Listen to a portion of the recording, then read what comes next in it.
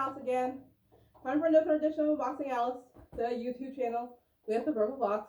That box is saying. I'm of course Alyss Frost, and today I'm going to be doing something a bit different.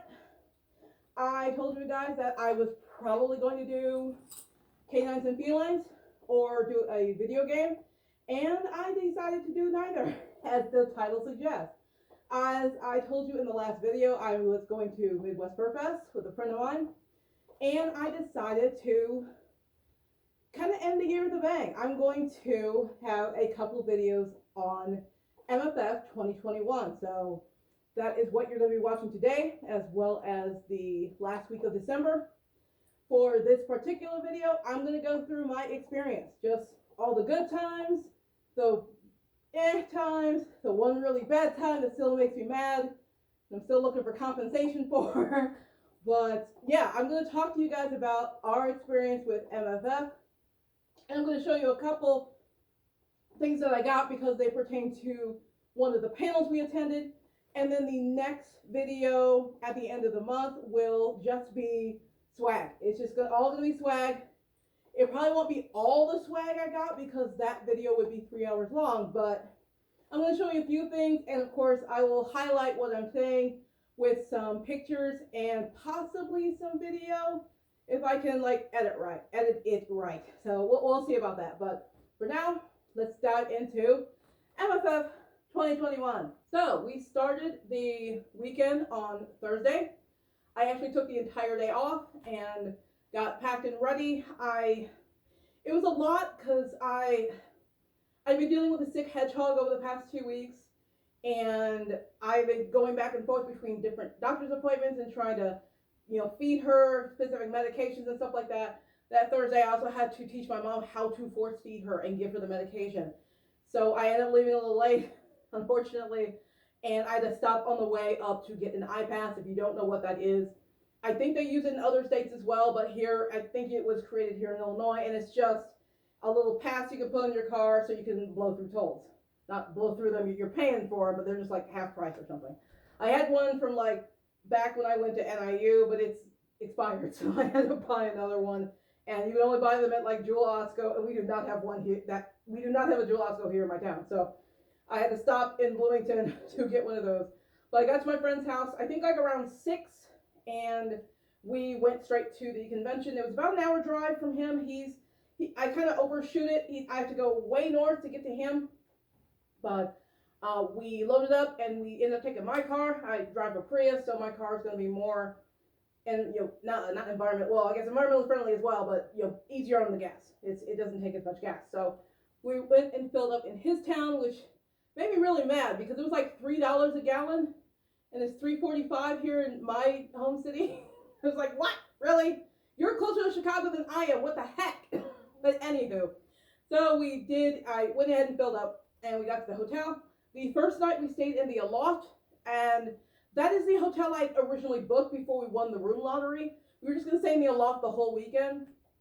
That's generally what we do for weird reasons.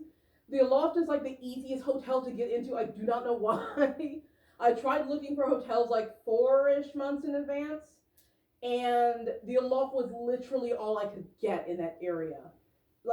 Fairly close to the convention center. I think the Comfort Inn and a few others were open, but the Comfort Inn's a drive. You're not, you can technically walk to the hotel, but it's going to be a hike. So the Aloft is pretty close to the hotel, and the price was right. So we went ahead and got that. But of course, since we got the room lottery and we were going to stay in the Hyatt, we only got the Aloft for one night because the Hyatt was from Friday night to Sunday night. So we checked in and immediately went to get dinner because neither of us had really eaten. I had I don't know, a quesadilla or something at 9 a.m. So this was 7 p.m. So I need food. This is about the time he eats dinner. So we went to a restaurant called Kuma's Corner, which is probably 15-ish minutes away from the convention. Again, I have a car, so I can drive.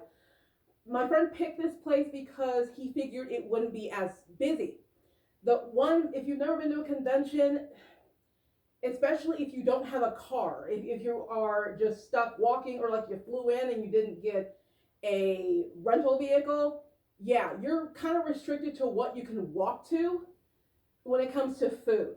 And when that happens, especially in cons this big, they're swamped. Like maybe not Thursday night because generally people aren't going to be there that night. But yeah, Friday, Saturday, especially, they are swamped. It's going to take you forever to get a table. So he went ahead and picked Kuma's Corner. It's a place that has a like a hard rock-ish metal feel. I don't know types of music. Please don't yell at me. But I can name like Led Zeppelin and Mastodon and oh my gosh, there was another one, Metallica. So those that kind of rockish stuff, I guess. That was kind of their thing. That's it's always been that way. We've been there before for I think a couple pony cons in the past, so we know their food is great. Burgers is their thing, though. If you are a vegetarian, they do have the Impossible Burger or the Beyond Burger or whatever, whichever one they chose. Because that's what I got. So I know they have that. And we went there. We had a nice time. Unfortunately, my friend didn't look at the times when we went, so we got there at like 8:45, and their kitchen closed at 9. So we were those dicks. We were those people. Unfortunately, like, yeah, no, you can come in. You just gotta order really quick. We're like, okay, we can do that. We've been here before. We know what we want. We're good. So again, food was good, and I just had the Impossible Burger with like bacon on it.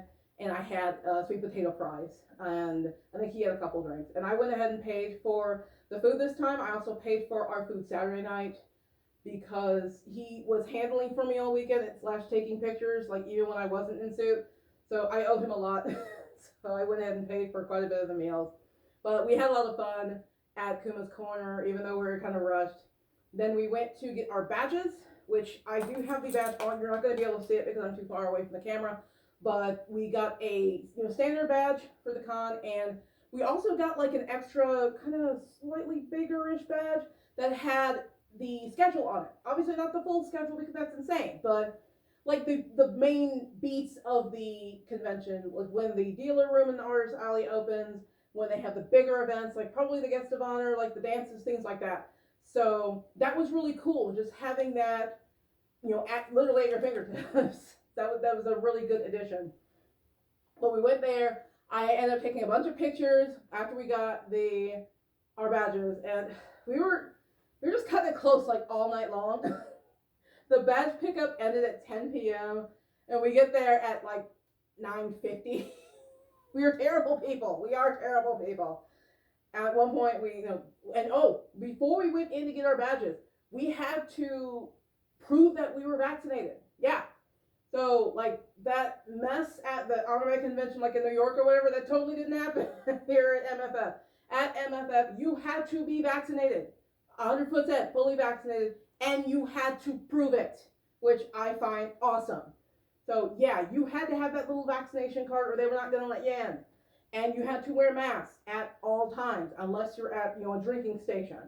So, and even that does include suitors. So when I was suiting, and you'll see pictures of me suiting and taking pictures with other people, we're all wearing masks, which I'll get to that. It's not as bad as you think, but there were still some annoying parts to suiting and wearing a mask at the same time. But anyway, we got our badges and headed back to the hotel, and right when we got there, my friend's like, I think I lost my badge. I was like, what? You just had it. Where could it possibly be? And he's thinking that he kind of when he went to put it in his pocket, it didn't quite go in his pocket, and he searched all over his pockets, his coat, his everything, couldn't find it. And I felt bad, and at this time restrictions way closed. But I was like, but I thought since you think you dropped it right when you got it, it's probably in reg, and since they were about to close, they probably found it. So the first thing we can do tomorrow is check lost and found. Because if not, then he'll have to buy another badge. I do not think it would cost like the full price of a brand new badge, which I think would be $70, but it's going to cost a little bit of money to replace your badge, of course. So, but I thought we could totally avoid that. I was praying that someone had picked it up and that they had it. So, but went to sleep. Friday rolls around. We decide to get up and go check out some parts of the con. We spent the night before looking through all the panels and where everything was, and they use an app called Shed, which makes things pretty easy, It has the con in there. It has all of the panels and events and whatever it is in there. And you can just kind of create your own schedule within that, and you can follow along to, you know, whenever things are that you want to go to. We both picked like, you know, 20 things, and we went to like 5. That always happens at cons. There's, especially with something as big as Midwest Furfest, there's too much. There's too much to do.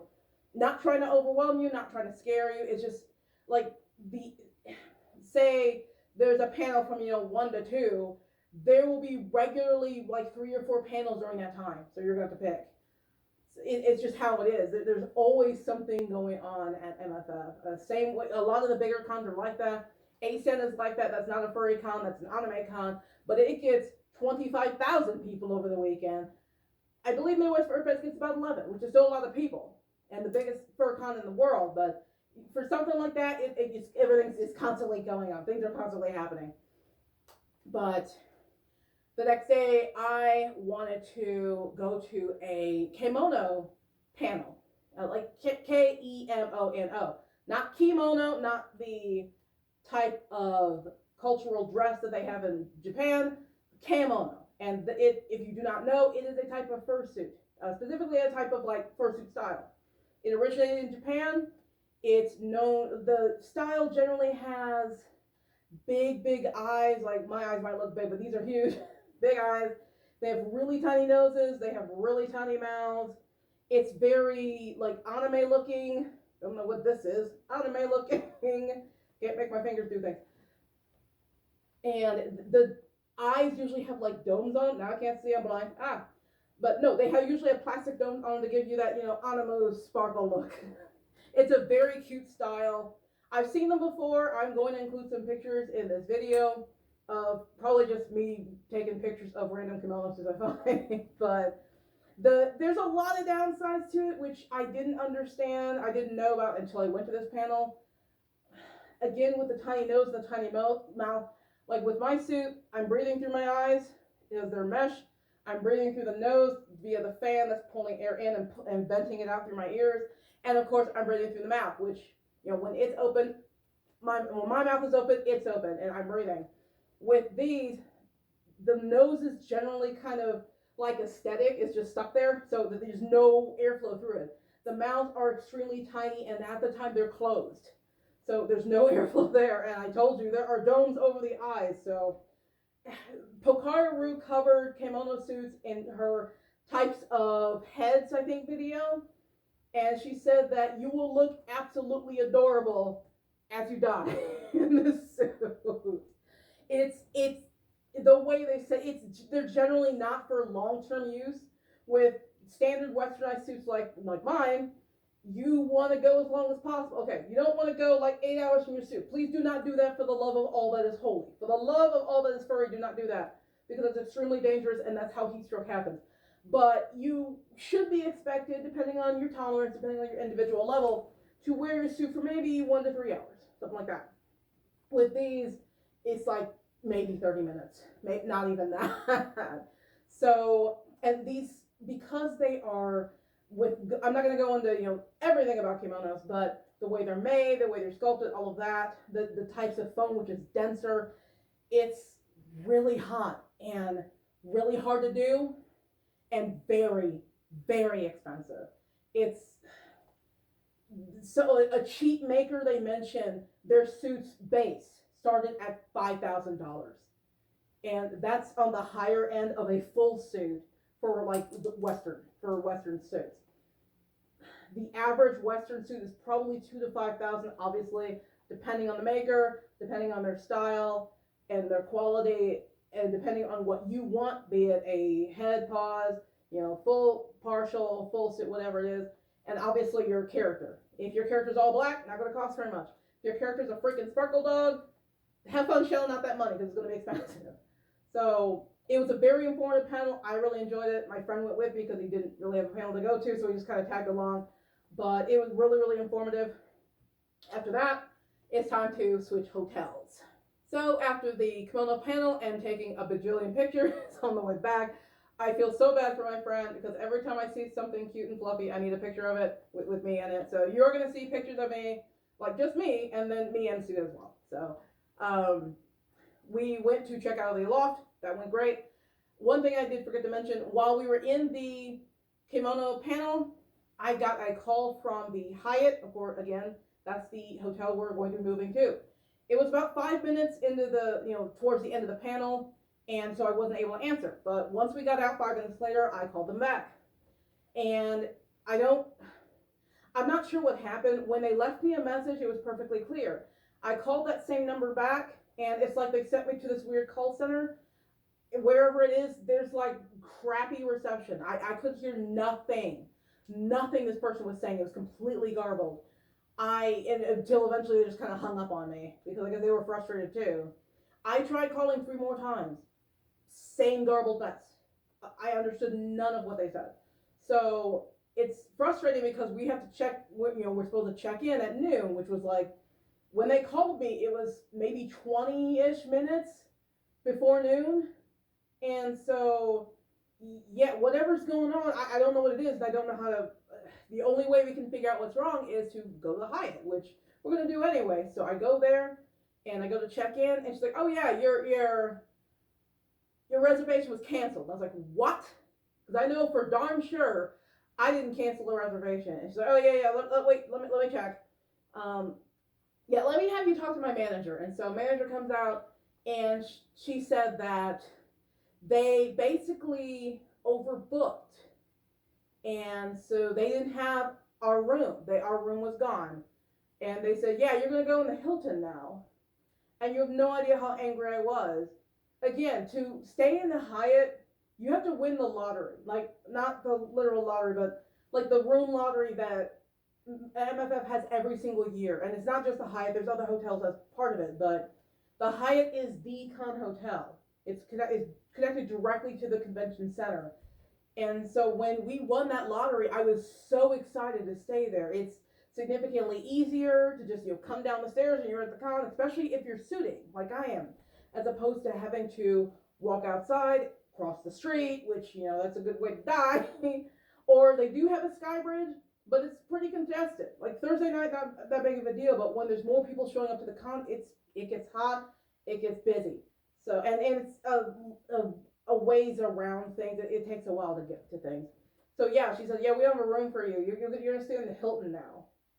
And I guess I'm assuming that's what they were calling me for, but so yeah, I'm mad. And she's like, oh, well, we'll give you, we'll comp 1 of your nights and we'll comp your parking. Again, parking at the Hyatt, not the Hilton. So I'm staying across the street. Okay. So the Hyatt's over here. This is the very busy Brian Marr Street, and the Hilton's right here. So it is just across the street. But I have to cross a busy street. I'm staying here. I have to leave my car here. So they're not paying for the parking here. They're paying for the parking here at the Hyatt, which is really stupid. And yeah, I was really mad. And I said, yeah, you should be comping both days as well as parking. She's like, well, we can only do 1 day. So this is all we can do. And I'm beyond pissed. I really am. But what else am I going to do? I can't get a place somewhere else. It's the weekend of the con. Nothing's open. So yeah, I told my friend, I said, if you want to complain to the lady, go right ahead. But, we just parked, got settled in. But, oh my God, I was mad. I was so mad. Yes, I did complain. Yes, I did leave them reviews on virtually every site you can think of. I also did contact the con itself. I do not blame the con for this, but I do need them they should know what their sponsored, partnered hotel is doing to their attendees, because that's ridiculous. So that was a really bad thing that happened this weekend, but let's get back to happy things. We did check in. I had determined that I was going to suit after we checked in and, kind of calm down a little bit. So I got in my suit and we decided to go through the artist alley and the dealer's den. Terrible life choices. I can't see very well. I can see better now, a bit better. It's weird. In my house, I don't see as well in this thing. At the con, I could see a bit better. It was very strange. The one thing that bothered me was, again, I have to wear a mask even as a suitor, so I had a mask on here, and it kept sliding up, so it would block some of my vision. And of course, I'm wearing balaclava up here, and it would for some reason just slide down. So my vision just like shrank and got smaller and smaller and smaller as I walked around. But anywho, I did go suiting for a bit, but my friend only eats one meal a day and it's dinner. No snacks, no nothing. So I took some snacks. I took some grapes and some apples and some bananas and things like that. But that's not enough food. The the overall rule in suiting, you need to drink plenty of water beforehand, and you need to have a good filling meal beforehand, and probably go to the bathroom before you suit. Yeah, none of that happened. I had water in my water bottle, and I lost it the first day. I did find it Sunday. It was in Lost and Found at the con, but yeah. So I had really no way to get water, and we hadn't eaten yet. I had a banana and an apple, and I think I had like some grapes. So yeah, bad life choice. Very bad life choice. Don't do that. I made it through the Alyss alley though, and it there wasn't too much, and there were a lot of spaces of like nothing. Like there were 3 or 4 tables where there was no artists there. And we kind of assumed, well, maybe they can't be here Friday, but they'll probably be here Saturday. Went back Saturday and there was like no change. So, but I made it through Artist Alley, found a couple artists I liked, and took like their bit. Well, my friend took the business cards because it's paused. But we went to the dealer's den and went through like the first kind of, we went to the like outside area, and that's when I started feeling dizzy. I was like, yeah, I gotta take this off. I can't do this anymore. Sorry, man. Yeah, I'm done. So we went ahead and took that off, and it, man, it was a time, but we did go back. I tried to kind of mellow out a little bit. We were there till about 4, I think. And I think at that point we were gonna go split and go to different panels. So I came back and I changed, and I had a panel at 5, and he had a separate panel at 5. My panel was a sword fighting panel, which I don't know anything about, but it sounded really cool, so I went to go see that. His was a variety show. He would not stop complaining about it after it was done. Apparently it was really, really bad. But mine was a lot better. It was several, regular one dude, a woman, and their squire. I guess the one dude squire, and they brought like foam swords and things. The dude was all dressed up in like full armor minus the helmet. The woman had, I guess, borrowed somebody's armor, so she was basically in halfway armor. But they talked about the sword fighting. They talked about how it can start with like LARPing. This is kind of related to LARPing, though they use, I guess with LARPing, because I never LARPed before. They use foam swords and things like that. They don't necessarily use armor, though I guess you can, maybe like leather or something. But what this guy does, like they're using real weapons, dulled weapons, so we're not chopping people in half, but they're using real weapons, they're using real armor. It's some intense stuff. So it was really cool. The guy was hilarious. Initially, they didn't show up. One guy was there, like, yeah, I don't know where the guy is. I know how to do this stuff, so you can ask me questions. But then the guy walked in, like, yeah, sorry, I got lost. My crew's even more lost. If they ever figure out where I am, we'll do this. But it was absolutely hilarious, and it was basically a Q&A, which generally I don't like just a Q&A panel. But he was so funny. It was such a fun group, and it was not all Q&A. Like half of it was demonstration, just them basically wailing on each other, and it was really entertaining. I love that panel. And after that, because I think it was like 6:30, my friend and I decided to go to dinner. That was our dinner break. Friday night we ended up going to, I believe, Mia's Cantina, so like a Mexican place.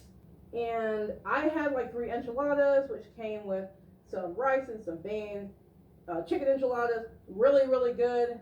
They also had, the standard chips and salsa. My friend got some guac on the side. I decided to pass on that, so he just had his guac. But I had some enchiladas, and they were really, really good. I have no complaints about any of the food I had during this weekend. But yeah, that was a really good Really good time. After dinner, we went back and I guess we both had our last panel for the night. For me, it was a BIPOC meetup. If you don't know what BIPOC is, it is Black, Indigenous, People of Color. I had that meet, and I think my friend went to like a musical meet, like a group was playing different kinds of music. And honestly, and it's going to get political. I know positivity, and I know this fandom, and they don't like politics, but I'm going to go there. Being a Black fur, this was important for me to go, and there was a really good turnout. There was like 50 people, and like 12 chairs, and no microphone, despite the host asking for chairs and a microphone. No. But the host was really nervous because this was their first panel, and they kind of asked everybody how we're doing, how we like the con, things like that. It wasn't until I dropped the bomb, I just dropped the bomb, and it carried the rest of the conversation. And I asked, and again, I am going to get political here, if you want to call it that, though I also could call it a human rights thing. I noticed in the last year with all the protests that this fandom wasn't super supportive of like Black Lives Matter or the anti-Asian hate campaign, and that's always been frustrating to me. I see the fandom is so supportive of the LGBTQ, and I find that amazing. That's phenomenal. That never needs to stop. It needs to spill over into the mainstream more. I love the fact that the fandom can make the LGBTQ plus members feel completely at home, and I have no issue with that. For a fandom that says how supportive it is and how tolerant it is, it feels like you get a different reception when you bring up anything regarding race. And as a Black fur, that hurts. It really does. And I just asked the host as well as the people in the room, and just for reference, while the majority of the people were probably identified as Black, there were all races, all colors, all cultures there. So this is not just room of Black people. I asked them how they felt about that, and that was the conversation for the rest of the night. It really was. There were so many people that wanted to share their experiences. Again, not just Black people, other people of different racial groups. And it was so enlightening. It was so heartening to know that I most certainly wasn't alone in this. And I'm not saying, I still love this fandom. We all in this group still love the furry fandom. But we were able to have a real talk, which doesn't happen very often. So I really enjoyed that panel. It probably was my favorite panel. So that happened, and then after a bajillion more pictures, we headed back. I think we were going to watch something in the room, but my friend fell asleep. So I think I stayed up for like 2 hours just organizing things, getting my fursuit stuff out of the way, just making the room kind of presentable. Like, no, they aren't doing like daily cleanings right now because of COVID, which I wouldn't do anyway. I never did that in the first place. I just have people clean when I leave. But I still want to make the place presentable and not have, someone trip and break a knee over my stuff. So I went to bed kind of late that Friday night, but it was still a very fulfilling day. And so Saturday rolled around, and we decided, okay, we need to finish the dealer's day. Because we saw like 5% of it. So we went through that. I did buy some stuff immediately. Persona Pins was there. You know how much I love Persona Pins. I did get some of their things because there were a couple things that were being debuted at MFF, and they were limited edition. So I went ahead and got some of those things. Maybe like 4 pins, and got a surprise, which I'm excited to tell you about in the next video. Got way more stuff than I actually paid for. But I got some of those. I got some pony buttons. But generally, I scope the area. I look at the whole dealer's den, the whole artist alley, and take down business cards, take notes of what I want, take notes of their position so I don't have to go hunt for them later on. And I usually buy on Sundays. So, and sometimes there are deals on Sundays too. So just keep that in mind. The double-sided edge of that is if you want certain things, they might sell out. So, like I was looking at a hoodie on Sunday that I was thinking about getting, and they had sold out. I couldn't even try one on and order it on Etsy because they completely sold out. So that's kind of the flip side if you wait till Sunday to buy things. So you might want to do like scope out Friday, buy Saturday. You can try that. So you're kind of, you know, it's a good balance. You're in the middle. But that took like 3 hours. I'm not even kidding. The dealers in alone took 3 hours because I am slow as heck. I'm not going to talk to like every single vendor, but there are so many. I have questions. You know, what your inspiration for this or for the some of the like the makers. Oh my God, that's an amazing fact. You know, your paws are awesome. How did you do this? How did you do that? I ask these questions, and I'm not making fursuit parts right now. I'd like to one day, but I can't in this house. It's too small. I just do not have the space to properly make anything. But I'm going to be asking questions. That's just what I do. I feel so bad for my friend. He's the same. He's tolerating that. But I guess he didn't mind because, you know, he gets to, you know, slow down and look at stuff. But went through that. We went through the art auction, which I'm not sure if that's a charity auction or just an art auction. I'm not totally sure on that one. We looked through there, not the 18 plus stuff, but we looked at the safe for work stuff. And we went back through the artist alley just to see if there were some new artists that showed up, and spoiler alert, there really weren't. So that was kind of the morningish afternoon. After that, I had to die for a bit in my room because my feet were killing me. I have perfectly flat feet. I don't handle walking very well, not long periods. So yeah, I had to get off my feet and just die for like 20 minutes. After I died, I came back to life and we went to dinner around 4ish, I think. And this time we went to a Polish place. Again, all these places are about 15, 20 minutes away. I think Kuma's Corner was in like Schaumburg, and Mia's or Maria, I think it was Mia's, and then this Polish place was in like Mount Prospect, I think that's what it was called. And the Polish place was, I think, called Narnia. Something I never heard of, something I could barely spell when I went to go, you know, put it in ways so we could navigate there. But, you know, I never really had Polish food before. I was like, yeah, that sounds cool. Let's try that. And we got some potato pancakes as an appetizer, which were really good. And for my entree, excuse me, I got a sampler. So I got another potato pancake, and I got some cabbage rolls, some pierogi, and now I know what pierogi is. I got some sauerkraut, which I'm not really a fan of. Nothing against Narnia. I've just never been a fan of sauerkraut, but this was definitely the best sauerkraut I've had, even though I didn't really care for it all that much. I also had some kielbasa, and I'm pretty sure there's something else on my plate that I can't remember. There'll be a picture of the plate somewhere in this nebulous region, so you can, you know, see what I missed and yell at me in the comments. But that was a really good lunch. I loved it.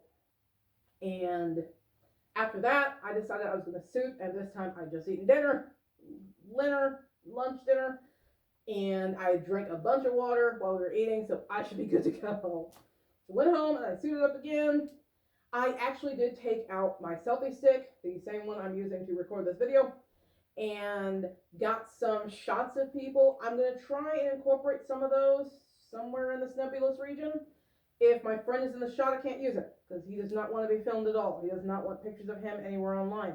So if I can get some shots without him, I might include some of those. He ended up going to a different panel. I can't remember what it was. I decided to wander around for a bit. I did have another panel at I think 6:30, and so I kind of wandered around on my own, which I know made him nervous because, again, I can't see very well. I can't hear very well, and I'm just overall large, so I'm going to run into things. But I still did a pretty good job just walking around, getting pictures of people, or getting pictures of people with me. It's, of course, a pain in the butt when you got paws. You can't use a touch screen. But it was still a lot of fun. On that selfie stick, there's actually a remote. So I was able to just press the remote with my paws, and it would start or stop pictures. I did have to have some people, like humans, come around and change some settings for me. But, you know, it didn't happen too bad. The pictures are I might show some of those because a lot of them were unfortunately kind of blurry. The ones my friend took of me with other people were fine, but The ones I try to take, some are fine, some are not. So, well, I'll try and show you like a mixture of both. But it was still a lot of fun wandering around on my own. But at 7, my panel started, well, second to last panel, I guess. And it was an airbrushing panel sponsored by, I believe, the guest of honor, which I think was Stuff Panda Studios. It was just a whole panel on like airbrushing suits, which I know quite well. As I said, I'm wary of airbrushing, and Alyss does have airbrushing here, down here, on the sides, just to emphasize some parts. So my issue with airbrushing again is just I'm afraid of cleaning it and having to touch it up. But it was a very informative panel, so detailed. Stuff Panda Studios did an amazing job. I do have a couple pictures of myself in suit with some of the, I guess, the examples they had in the panel. The actual suitors were there too, so I got a couple pictures of those as well. So I'll try to include those. But it was a really great panel. I'm not going to airbrush anytime soon because I'm not going to be doing fursuit parts anytime soon. Though it is something that could be used for other purposes.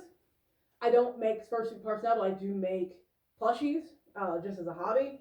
And I've definitely seen people add airbrushing to plushies. So that is something I might look into later on.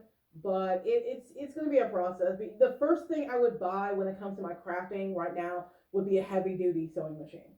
The sewing machine I have right now doesn't really care for making all that much, but I make it tolerated. But anything heavy, it's not gonna work. So airbrushing's a ways away, but it's something to think about. And after that, met my friend again, took a billion more pictures, went back desuited. I ended up showing him the new My Little Pony movie, A New Generation, which is Gen 5, and he actually liked it. And then he showed me a bunch of YouTube videos afterwards until like 1:30 in the morning, and then we had to go to bed. Sunday was checkout, and so we just kind of forewent the early panels and focused on checking out. Again, I went through all of the cards I had picked up. I went and made sure I knew where all the artists were, so we could do quick pickup. I can't snap my fingers with both. And so we checked out. And after that, charity auction. Always charity auction. That is something we will never miss at any convention. I love a charity auction. When I went to MFF 2016, that was when we went on a whim. I didn't know what furries were, and I joined the fandom immediately afterwards. So MFF is kind of my genesis when it comes to me joining the furry fandom. And that year they had the most hilarious woman I've ever met. She did the entire auction herself. It was hilarious. I love her. I haven't seen her since, unfortunately, but she was great. She wasn't there this time, but there was still a group of people. I think Pepper Coyote is one who I believe does music. There were a few others. I don't quite know the names. I do remember the name Pepper Coyote, but there were maybe 3 or 4. What the heck? 3 or 4 different like auctioneers. It was still hilarious. It's always a fun time. There was definitely some swearing in there. They had to ask ahead of time. Okay, anybody under 18? So there's gonna be some swearing. But it was a lot of fun. I actually did bid on a couple things, actually won them. With charity auctions, they're a toss-up. Not in terms of entertainment, because they're generally entertaining, but in terms of like, can you bid on things? And of course that will be partially determined by your budget. If your budget is like $100 for the whole con for like souvenirs, good luck. But if you've got a slightly bigger budget, then you'll probably be able to afford some things. And there are some times where things just go high all the time. I went to one pony con and this one dude bought like 80% of the art. And I was like, dude, that's not cool. Yes, he's technically allowed to do that, but it's just not fun then for anyone else. But it was nothing like that. There were quite a few things that went for, I think as low as like $25. The most expensive thing was $420, I think. So, and that was actually the full set of canines and felines from Persona pins. But I did get a few things. Those 2 I will show you tonight. And one of them is being held by Akina. Thank you, Akina. Akina's kind of just chilling in this video because she actually lives in this chair. So I've stolen her chair for the sake of this video. But this is one thing I got. It was $35. See if I can open it. You also see it's upside down. No. Okay. So this is the first thing I got. There we go. I thought this was really, really cool. It's really big too. There's no way in heck I'm getting a poster this big for $35 anywhere else. And I just like the theme. It's going to go somewhere here in my living room. I do not know where yet, but that is that. Over there. Hopefully not step on it later on. And secondly, see if I can find the other one. I put it over here. Yep, there it is. This is another one I got. I think it was $45, which is probably more than I would spend on a standard print. But this is framed and everything. I really, really liked it. I think this one was called something Scribe. Let me see if I can read the back. Temple Scribe. So I got this as well. Again, really pretty. Going to end up somewhere here in my living room, or well, I guess living room, dining room. There's not much of a difference, but probably over there because that's where big things will go. So I'll put that over there as well. And now Akina's disappeared, but that's okay. But again, it was a blast. There was a lot of really cool art for sale, including the MFF 2021 Intergalactic banner. I will put up a picture of that somewhere in the nebula ether. I think that went for like $210, which surprised me. Those big banners have gone for like over 1,000 at PonyCon, so I was surprised it went so low. The biggest thing that went was, and I wish I got a picture of this, it is like a Zootopia stand that was used at the premiere, like the premiere of the movie. So it's got cutouts of the characters like on a subway. So Judy and Nick and Nurse Bell, or I keep calling her Nurse Bellwether. Miss Bellwether, and like this giant elephant. Like the elephant's like 10 feet tall. This thing is huge. Like there's nowhere I could put this in my house. And I think it went for like $20, which sounds insane, but the stipulation was that you had to get it out of the dealer's den by 8. And again, it's like, 10 to 11 feet high. It's, many feet wide. Like, how are you transporting that?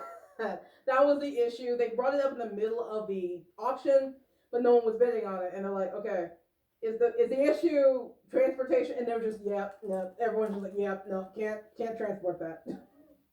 So I believe one of the dealers actually won it. And they, since they have a truck full of their stuff to sell, they can actually take it home. So we did find a good home. It looks so cool. I wish I could have had it in my house. Not going to fit anywhere. No way in heck it's fitting in my Prius. It wasn't going to happen. But that was really, really cool. And I just love the charity auction overall. It's always a good time. Sometimes you can find some deals there. These were $80 together, and that went to the charity, which I should have looked up before I came on here. It is a area animal shelter, which handles, I believe, a lot of pit bulls, but a few other breeds as well. I will put them in the description. I will figure out who it was, and I will put a link to them in the description. I'm very sorry. I'm not mentioning them now. I think I just saw MSP and I didn't go past that.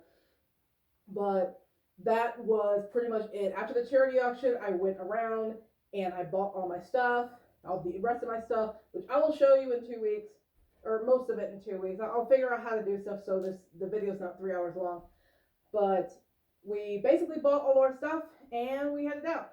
And I think we headed out around maybe 3-ish, something like that. I came back to his place, and then, I headed out and came back home. I did try and grab some Popeyes beforehand, and they screwed up my order. So I had to go back and have them fix that. But I think I got home at like 8 p.m. and that was it. And then I was dead. So it was a very, very busy weekend. I had an absolute blast. It was just so much fun. I would highly recommend going to MFF if you can. In this case, I would probably suggest going with at least one other person, just because it's so big. If you're a suitor, I would definitely go with another person. If you're going to something small like Gateway Furmeet, which I will be doing in March, you can probably go by yourself, and I generally do go to that one by myself. But for MFF, it's just so big. I would recommend going with other people, but it is a lot of fun. There's always a ton of things to do. There's a lot of great vendors, a lot of great artists, an excellent group of panels, I guess excluding the one that my friend went to and just hates more than life itself now. But it was a really good time. I absolutely loved it. It will drain you too. That's why I took Monday off, and I ended up taking Tuesday off too. But the whole post-com depression thing, which I guess is a real thing according to firstscience.com. But I did take that money off because I knew I was going to be dead. Kind of glad I did. Unfortunately, this will end on kind of a crappy note. When I came back, I mentioned that my hedgehog was kind of sick in and out of it, and my mom was taking care of her. She did pass away, I believe, Saturday while I was gone. So yeah, that hit me pretty hard. We plan to bury her this week end in my backyard. But so yeah, I kind of came home to that. My mom, of course, knew that because she was taking care of her, but she would not tell me. She would not tell me until I got home because she did not want to spoil my weekend, because that is the person my mother is. She is amazing and saintly, and I love her so much. So I'm sorry to end that on such a sad note. I know my needle ball is in a better place. She is probably slightly less angry at me in heaven now. She's huffing at me in heaven. But yeah, that was my weekend. So I do hope you guys enjoy this. I'm sure it's 47-hour long video on MFF. I know a lot of people would love to go and they just can't for whatever reason. And I get it. I still haven't gone to Anthrocon. I really want to go to Anthrocon. That's a flight. That bad boy is a flight, which makes the budget explode even more. So one day I will go to Anthrocon, but for now, MFF and GFM are kind of my cons that I attend. I do hope you enjoyed this video. I will be sure to include a lot of pictures, so it's not just you looking at me talking to you for however long this video is. But that's about it. You know how things go. If you like what I do, please like, subscribe, hit the bell for notifications. As I said in the beginning of the video, the second half of December will be the swag. This was the scene, basically the whole, the MFF scene, and the next part 2 will be swag. So I will show you as much as I can what I bought, just to give you a few ideas. I will link almost all the artists. There's a couple where I don't have their information, unfortunately. I will try and look on the vendor map to see if I can figure out who it was, but if not, I might have to skip those. But the vast majority of them will have links in the descriptions, so it'll be easy to find them. And yeah, that is the plan for the rest of December. And until my second video, I hope you guys are staying happy and healthy. I think that video might be after Christmas, maybe before. It'll depend on if I go out of town. I believe I said I wasn't sure if I was going to do a video because I was going out of town. I will try and get this video done before I go out of town if I do. If I don't, then no issues. But just in case, I will wish you guys a happy holidays, be it Christmas or Hanukkah or Kwanzaa or Ramadan or whatever you celebrate, just in case I don't get this out before then. But until my next video, I will bid you guys a good night. So you have a good night. Bye, guys.